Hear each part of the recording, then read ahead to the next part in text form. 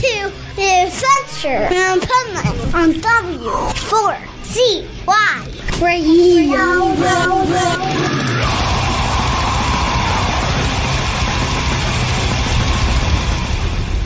Wake up, America! It's time for the Adventures of Pipeman on W4CY.com, West Palm Beach's #1 internet radio station. Here's your host, the Pipeman.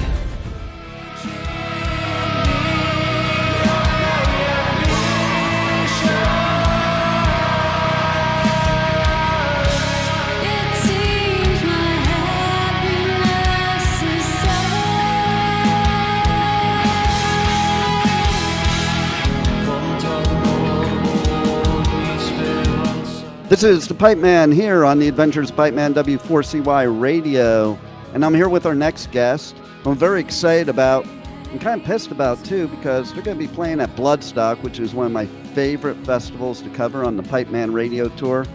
I won't be there in person because, you know, my daughter had to ruin everything by getting married, and now I can't go to the festival. But we still get to talk to this band who has some badass music, and it's a cool story how they're ending up at Bloodstock. So let's welcome to the show, Root Zero. How are you? Thanks. Yeah, we're doing fine, thank you. So one of the things I really do love about Bloodstock is that they really promote local UK music and the surrounding area. And they do that with doing these like Battle of the Band type of things going on. And that's how you got there. So tell us a little bit about that journey. Yeah, so I mean, trying to think where to start really. So I guess so we actually did this competition in the past. We did it for the first time back in 2022, which was our first year of actually playing as a band. It's our third ever gig as well. Yeah, it was the third gig we'd ever played. So we were shit basically, is the long and short of it. But we weren't very good.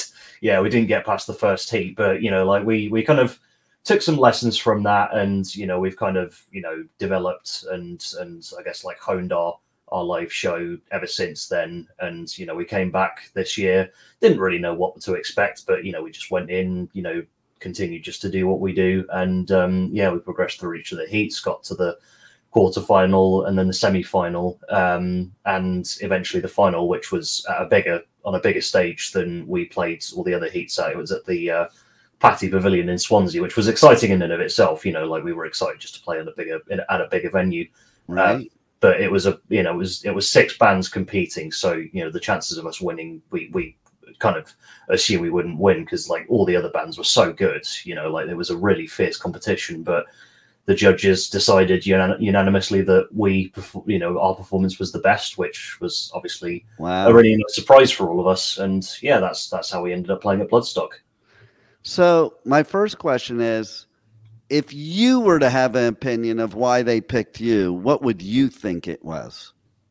It's a good question because I don't like shooting myself up to the moon too much. I guess probably, well, the thing that they said was mostly to do with like stage presence. So, I mean, it's just 2 of us here, but we're a pretty big band. We're a 6-piece. So, you know, like playing in small venues can be quite challenging, especially because I've got 2 keyboards, so it's quite a big, you know, our stage presence can be quite cramped on a small stage. But we really tried to sort of utilize that going into a bigger stage, and I guess that's kind of one of the things that we really focused on when, you know, because like musically speaking, we've been playing the songs that we have on our set for, you know, a good sort of 2 years now. But yeah, it was kind of like the stage presence that we really wanted to work on, I guess. I don't know if you've got anything to add to that, Sash. I'd say we were excited to just be able to have the space to move around a bit more. I know, right? Yeah. It kind of inhibits you because you want to do more, but it's not possible. Yeah. Like in like we have a frequent we have a fairly frequent online magazine called Musipedia of Metal. Shout out to them, they're great guys. But yeah, they often do reviews of you know, gigs that we play at, whether it be the Metal to the Masses competitions or just gigs we play in Cardiff. And yeah, one of the things that they did say about a lot of our performances was, oh, you know, these guys don't really move around much. And my response to that is always, well, you try moving around with all of our shit on stage, and I know, try right? not to get, in my case, try not to get your hair caught in your guitarist's headstock, and then half of it gets ripped off or whatever. So I think we did move around a bit more to begin with as well, but said incidences happen with like hair getting caught and things. Yeah. Well, as you're painting the visual to me, I think about back in 1999, I saw Slipknot play the third stage of Ozfest, which that stage is about the size of, it's smaller than any club stage, I can tell you that. Yeah, I don't even know how they fit 9 people on that stage. Okay. So I think back to that. I'm like, it is kind of amazing where they've come, because there's no way they could put on the show that they put on now on that little stage. Like you, they probably couldn't move at all. Yeah. I will say though, getting a chance to see Slipknot that early on in their career, I'm definitely envious of you with that. Well, you know who else played third stage that year? Go on. Mudvayne. Oh, that's just made me even more envious. Mudvayne are like one of my favorite new metal bands. See, now you're gonna get really jealous. And then right after COVID, first Mudvayne show ever since like way back, and it was at a Danny Wimmer festival here in the States, and it was Mudvayne and Slipknot headlining that festival. Nice, yeah. So I was like, Mudvayne needs to come over to the UK at some point. No, right? I was like, wow, this is really cool. The last time I saw these two bands together, they were on a third stage of an Ozfest, and now they're headlining like one of the biggest United States festivals there is. So that's what you have to look forward to then, because now you'll play at Bloodstock this year, but then you'll go to headlining. Well, one step at a time, but yeah, we'll see. Obviously, it'll be nice to headline at some point. Yeah. I love your persistence too, because it's like, yeah, it was rough for you to have to try out when you first started as a band, third gig ever, but the fact that you decided, because like even with that as an artist, it's kind of a letdown when you don't, even though you think you're not going to win, it's still a letdown not to win. So I think it takes a lot more courage to go back and try again. Yeah. I mean, I guess like, it's weird because I'm not into like wrestling at all, but there was a wrestling quote I heard from, I think it was from Paul Heyman, where he says like, like when you get knocked down, you kind of learn about your mistakes. Your pride gets beaten, but then you come back and you're just a little bit more dangerous. And that's kind of how I thought of it, like, at the end of the day, I mean, I'm not going to sit here and say that I didn't, we as a band didn't sort of have like a collective, they call it imposter syndrome after you, like after that, you sort of go through the motions of, thinking like, am I just doing, like, am I actually good enough to be doing this, all Right. that kind of stuff. But, like we just, at the end of the day, like music is a passion for all of us, like I've been doing it personally since I was about 3 years old, and my mum put me in front of a piano for the first time as soon as I was old enough to walk, so, like it's not something that it's not like, like if you kind of do a job application and then like you don't get it, for a lot of people that would be a pretty big letdown. But when it's something that's like that like music, which we all have like a drive and passion for, it's not like something that we're not just going to give up after losing one competition. And I've been doing this as a solo project since 2016. So like it's not like it's not like it's a new thing. So yeah, we were just gonna. And you know what they say? They say it takes 20 years to become an overnight success.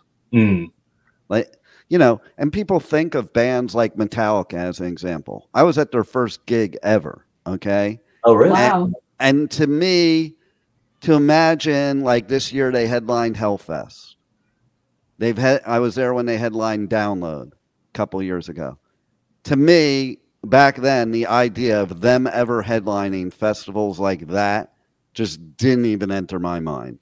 Like, it's funny. Right before the interview, I was talking with somebody. I was thumbing through my album collection, and it brings back memories because there were a bunch of albums of bands that I loved back in the 80s that never made it out of the 80s. Like nobody would even know who they are in the 90s, much less today. So it is kind of amazing. You never really know where things are going to go. But like with them, everybody thinks they were an overnight success. But for 10 years, they starved, shared a floor, and ate bologna sandwiches with no bread. But nobody really knows that part of the journey of being a musician. You know, yeah, for sure. They just think you wake up and pick up this guitar or whatever, and you're a rock star. Like, and it's like that's so far from what it is. It's funny, you've got a fairly similar story with Ghost, haven't you? Oh yeah, I saw one of their earlier gigs back in 2013. They were supporting Alice in Chains, and like they were fairly popular at the time. But I was quite surprised to see like how massive they've become since then. I know they have like a cult following. Yeah. Where was it? I think it was. I don't think it was Bloodstock. I think it was Download, where they had these like photo booths, and you put like it was just like last year, I think. And they had everybody. There were more people lining up at this photo booth than at a stage to put these ghost masks on and take pictures. Oh, well. So yeah, it's you just never really know what's going to happen. And I think a true musician is just dedicated to the craft and doesn't even think about that part of it. I think the ones that make it big like that, that's really what it is. They never set out to make it big. They were just really true to their craft and really passionate about it and didn't care about being a rock star or any of that stuff. They just wanted to make their music. And I think that's what makes a true artist. Yeah. I think that's the approach that we take, you know, like at the end of the day, you know, the most important thing to us is being able to play on stages and also maintain some level of professionalism with, you know, with the crew, and also giving the audience, whether it's one person or 100 people or 1,000 people who are seeing us, you know, a good show. You know, like at the end of the day, like I said, this is always a passion project for us. It's not, you know, like we don't really, you know, we don't sort of, you know, we don't wake up every day and sort of think like, oh, we're not playing headline stadiums. This is a waste of time, you know. And some bands never even make that, you know. There's bands that I listen to that have been going for, you know, 20, 30, 40 years. And they're, you know, they've remained, remained in the underground, you know, like maintaining strong cult followings in some cases. But, you know, like I've seen, you know, like these bands, they still put on kick-ass shows and yeah, because at the end of the day, that's what this is all about, isn't it? Oh yeah, and same for me too. Like I remember back in the 80s, my dream was to come to the UK because I was not only a metalhead, I was a punk too, and that was where the cool punk scene was. And now, bands that I loved back then, I've seen them at festivals nowadays, but they're, like you said, they're still basically a small punk band, like bands like The Exploited and GBH and Discharge, you know, like they're iconic, but they were never big. And and there is a big difference there because they are iconic. But you know, they were never headlining a stadium, but they still keep going. Waddy keeps having heart attacks and still keeps going. Yeah. I think it can be so cathartic, like performing live, but also like the songwriting aspect. Like, I guess some bands just don't run out of things to say and don't run out of new ideas to come up with. Well, that's what's wild too, because I always think about, you know, how do you, after 30, 40 years, still come up with things to say, especially when you start off as a teenager with a lot of angst. And yet, with the world the way it is now, I think there's more things for metal and punk bands to say than even in the 80s. Like, it blows my mind. You think we would have progressed beyond that bullshit that we've lived most of my life? And here we are still talking about, you could substitute names in songs and it still would be a relevant song. Yeah, well, I mean, yeah, like a classic example of that would be War Pigs by Black Sabbath. You know, that song was written in the 1970s, and here we are, you know, 50 years later, and the lyrics to that are still just as relevant now as they were back then. Right, exactly, you know, and so I think that's where music's really important too, because, you know, one thing that's been happening lately is, I don't know about in the UK, but here in the States, and I think you guys are going through the same stuff as us, is, you get all these people, because they're so political nowadays, that they get mad at artists for expressing their opinion. You stay with music. That is the biggest, stupidest thing I've ever heard. Like, first of all, if you're an artist, especially somebody that has a following, why wouldn't you use that pulpit? I think you should. Why does one group of people have more to say than another group of people just because you have a different job? I think that's the stupidest thing I ever heard. And music's all about expressing all that stuff. Like, whoever's saying that doesn't even know what music is, because that's I find it funny how. Sorry, I find it funny how people who express opinions like that, they'll always say, like, keep politics out of music when it comes to bands that, I don't know, will talk about things like, like, obviously I know in the US a big thing is healthcare, healthcare rights for people, or, like supporting, things like abortion or things like LGBT rights, and it's never like, but when you get people like Kid Rock, for example, who drops an album, drops an album where it's all about, like, oh, the libs, fake news and all this other bullshit, and then those same people, they're completely silent. They won't say a word about people like that. It's just, oh, you're not allowed to speak about things when you want the world to be a better place for more people. It's always funny about when you notice things like that. Well, what I find funny and interesting, all right, ready for this? First of all, the hippies of the 60s are now the boomers. So how did that happen? And then okay, so a lot of punk bands I know are pro-government, which kind of freaks me out. Like, that is the antithesis of being a punk band. Like when did punk music become pro-government? It's just weird to me, because the whole purpose of some genres is for a certain type of way of making the world better. I say making the world better, because they're just speaking out against things that are done to human beings around the world. And why would you not want people speaking out to make things better for human beings? I don't get that.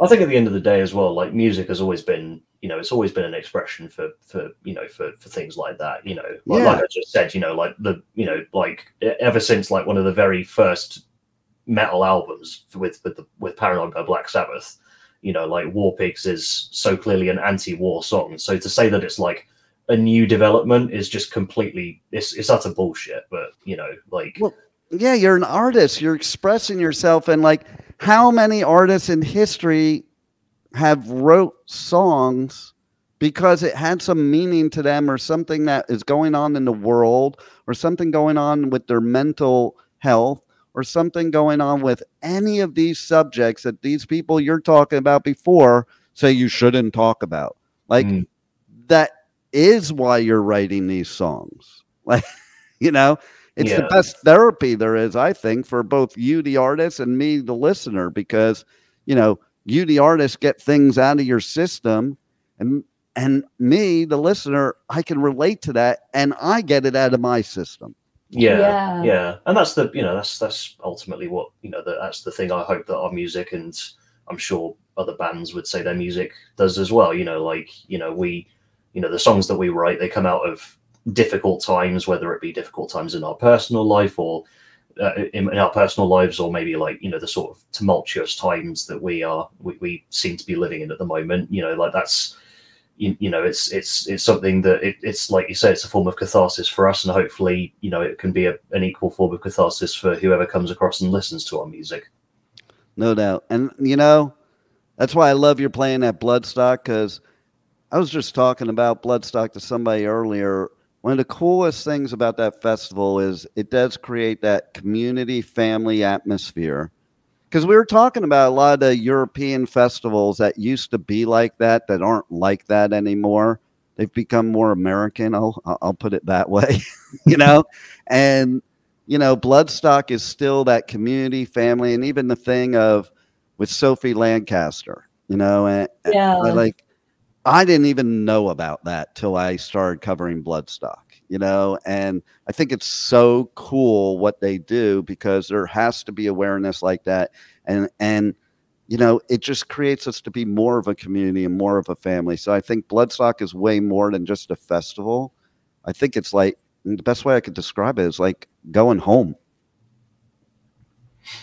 Yeah, yeah, and again, you know, like we always strive to, you know, ensure that that our gigs, whether, you know, obviously Bloodstock is a different story because it's a festival, but yeah, you know, like it's really important to us that everyone in our, you know, who comes to our gigs feels like they're part of, you know, an extended family, and, you know, like they feel welcome and accepted, because, you know, like at the end of the day, the reason that we play this music is because it's a form of art that's not necessarily accepted by the outside world, and, you know, like it's a place for, you know, for a lack of a better term, it's a place for misfits to come together and enjoy being misfits together. And, you know, that's what's important to us as well, for sure. Sometimes I call it the land of misfit toys. Yeah, yeah. But what's cool about, okay, so everybody I ever explained to that's never been to a metal festival or a metal concert for that matter, is they have this viewpoint of what metalheads are. And I'm like, you need to go into this environment before you start talking. You'll find out what it's really about. Funny story. So I had, because I go on tour and I cover lots of festivals. And one weekend I had 2 festivals same weekend. So obviously I can't be at both. So, and they were in my same state here in Florida. So I had somebody at work for me. I'm like, you're going to cover this other festival. She had never been to a rock show ever, much less a metal show or a metal festival. She was a country girl. And so I said to her, I'm like, listen, you're going to have the best time ever. What you're going to find out is everything you thought about metal is wrong. And I'm like, you go to these country shows and all that ever happens is these, I'll say it, rednecks, they get drunk and get into fights. And yet they're the ones saying about the metal shows with the pits and stuff like that. I'm like, what you're going to find out is the pit ain't about that. It's not about fighting. In fact, what you'll find out, you'll go to a show, there probably won't be any fights at all. You'll find out that you'll make a whole new family of people, and how there's togetherness and there are no outsiders at all, because we're all the outsiders in one place. And she came back after that weekend and she's like, oh my God, you were right. That was the best time ever. And, you know, I made a bunch of new friends, and I have a new boyfriend now, and I have a new favorite band. I don't know if you know them. They're called Bring Me the Horizon. And see, I think if we would just expose everybody to that experience, it would be good in one way, bad in another. Like I talk in band friends of mine, we talk about this, and it's like, yeah, let's let them keep thinking that we're some scary people, because then we could keep it the way we have it instead of them all invading it. And so, yeah, I mean, and Bloodstock is just that. And so now you're going to be on the new Blood stage. So you're going to have a lot of room now to move around. Yeah, apparently even more room than we had at our last, you know, the final, which was a bigger stage already. So yeah, like, you know, I'm not really sure how big we're talking, but, you know, like all, you know, more space is always good for us, because, like I said, we're a 6-piece band with a lot of equipment on stage. So you guys brainstorming about like doing like a show like you've never done before, since you'll be having that room and be at Bloodstock, and, you know, give us the show of your life, right? Yeah, we'll hopefully come up with some you know, some sort of new stage antics, and, you know, just kind of, you know, try and get as many people as we can do to come down to watch us as well. You know, like, you know, you know, that's one of the things about going to Bloodstock as a young band, is as a new band rather. It's not just kind of like playing on a big stage. It's also like, you know, letting everyone know who you are, what kind of music you play, you know, what your music could be, you know, what kind of bands you sound like, and all that kind of stuff. Because at the end of the day, you know, a lot of people, they go to these festivals for the big bands, which is fine, you know, there's nothing wrong with that, but, you know, like it's kind of an added an added little bonus of, kind of just getting your name out there and to a bigger audience that, and a more sort of like widespread audience as well, because it's not just within our local scene. It's in a big festival where you've got people coming, not even necessarily from over the country, but even just from different countries. Like you said yourself, you come over here from America, so it's like, just kind of getting our music out there to a wider audience is also really important as well. Getting people to wake up to come and see us when you're on early. Yeah, trying to get people to wake, who have been drinking the night before, to wake up with a hangover and come and see us as well. So, I think you'll be shocked. I think you'll have a much bigger crowd than you're going to expect, because that's what I see happen at Bloodstock. And I think a lot of new bands, I think they're really good about the new bands and giving them exposure. And that is what, that is the thing for me. Festivals are where I find my new favorite bands that I like, especially when I go over to UK and Europe, because there's some bands I may not even know from being in America. And I go over there, and it happens every year. Like, there's a whole bunch of bands I'm like, I didn't even know they existed, and they've been around for a while, and wow, they're good, type of thing. So I think everybody listening now should definitely check out your music, because your music is badass. And if they can get to Bloodstock, they need to get to Bloodstock just to see your set. So how do we tell people to reach out to you, check out your new music, check out your merch, check everything that has to do with you guys? Yeah, so I guess the best way to find us is obviously on social media. So you can find us at Root Zero Official on Facebook and Instagram. We're not on Twitter. I don't give a shit what it's called now. But I know it's stupid. I can't call it that other thing. Yeah, but yeah, and then you can also find us on Bandcamp at wearerootzero.bandcamp.com. That's where you find all of our music. In YouTube terms of, as well. Yeah, we're on YouTube. Just type in Root Zero Band, specifically the word band, because otherwise you'll just get a load of ads about a potato brand. No affiliation with us at all. Although if they want to do some collaborations with us, then feel free to check us out. You could do like an Eddie type mascot, and it's just a big potato. Yeah. So if you're interested, hit us up. Just send us a message on socials. That'll be awesome. But yeah, that's where you can find us. If you like sort of moody, progressive, gothic metal, that's what we sound like. Like if you're into anything like The Gathering, Anathema, any sort of like Within Temptation, Lacuna Coil, any of that kind of stuff, that's what we play. The last one right there, that's the vibe I got when I was listening to one of your songs, was Lacuna Coil, and I love Lacuna Coil. But nice. And I think the voice matched Christina. Oh, thanks. So there you go. So yeah, they're one of my personal favorites. I'm half Italian, so and they are so cool too. Like, they're not just great artists; they're just so down to earth cool. Yeah, like I've watched a couple of their interviews in the past, and they seem like super chill. We're actually seeing them later this year it's October, isn't it? Yeah. So we're going to see them in October. So we're really looking forward to that. Like, I've been a fan of them since I was a teenager, and I'm 28 now. So it's been a long time coming to see them. So I'm really excited for it. Yeah. So I think people love you guys, because I got the Lacuna Coil vibe from your music. So. Cool. Yeah. And I might not have said that, but since you mentioned it, because I don't like to compare bands, but since you mentioned it, yeah, definitely the vibe I was getting. So nice. Yeah. Well, if you want to come and see Welsh Lacuna Coil, then come and watch us. There you go. Any other things you want to let the listeners know about that we haven't covered, Ray? I know last year you released your debut EP. They can check out. Anything else you want to share with them? We've got an EP out called The Weight of What I Started. Don't want to reveal too much about it at the moment, because it's still kind of in the works, but we are working on an album. We dropped a song recently which will be on the album. But yeah, I don't really want to go into. It's got a music video. Yeah, it's got an animated music video that was done by our friend Robin Mikkelsen, who is a legend all around. Did it in that sort of like PS1 style graphics. It's awesome. Yeah, that's pretty much all we have, really, I think, unless there's anything that you can think of. No, I think that's it. Cool.